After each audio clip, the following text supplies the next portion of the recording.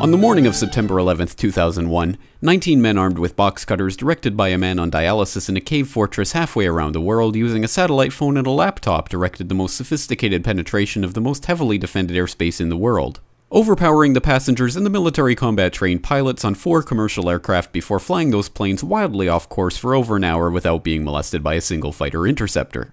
These 19 hijackers, devout religious fundamentalists who like to drink alcohol, snort cocaine, and live with pink-haired strippers, managed to knock down 3 buildings with 2 planes in New York, while in Washington, a pilot who couldn't handle a single-engine Cessna was able to fly a 757 in an 8,000-foot descending 270-degree corkscrew turn to come exactly level with the ground, hitting the Pentagon in the budget analyst office where DoD staffers were working on the mystery of the $2.3 trillion that Defense Secretary Donald Rumsfeld had announced missing from the Pentagon's coffers in a press conference the day before, on September 10th, 2001.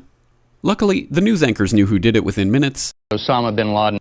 The pundits knew within hours. Osama bin Laden. The administration knew within the day. Terrorists who committed these acts and those who harbor them.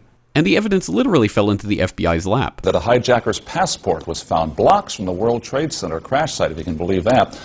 But for some reason, a bunch of crazy conspiracy theorists demanded an investigation into the greatest attack on American soil in history.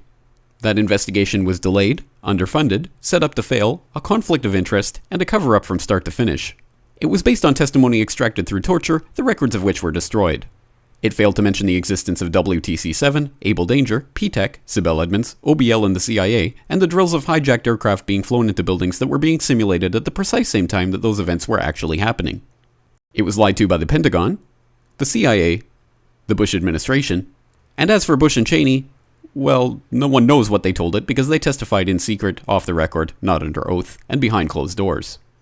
It didn't bother to look at who funded the attacks because that question is ultimately of little practical significance. Still, the 9/11 Commission did brilliantly answering all of the questions the public had, except most of the victims' family members' questions, and pinned blame on all the people responsible, although no one so much as lost their job, determining the attacks were failure of imagination. Because nobody in our government, at least, and I don't think the prior government that could envision flying airplanes into buildings. Except the Pentagon, FEMA, NORAD, and the NRO. The DIA destroyed 2.5 terabytes of data on Able Danger, but that's okay because it probably wasn't important.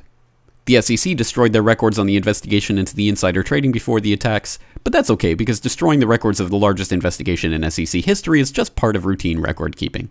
NIST has classified the data that they used for their model of WTC-7's collapse, but that's okay because knowing how they made their model of the collapse would jeopardize public safety. The FBI has argued that all material related to their investigation of 9/11 should be kept secret from the public, but that's okay because the FBI probably has nothing to hide. This man never existed, nor is anything he had to say worthy of your attention, and if you say otherwise, you are a paranoid conspiracy theorist and deserve to be shunned by all of humanity. Likewise him, and her, and her, and her, and him. Osama bin Laden lived in a cave fortress in the hills of Afghanistan, but somehow got away. Then he was hiding out in Tora Bora, but somehow got away.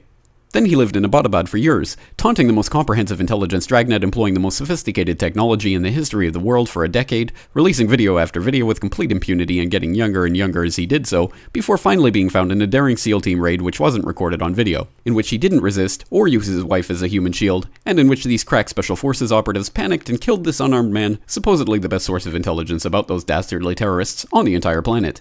Then they dumped his body in the ocean before telling anyone about it. Then a couple dozen of that team's members died in a helicopter crash in Afghanistan.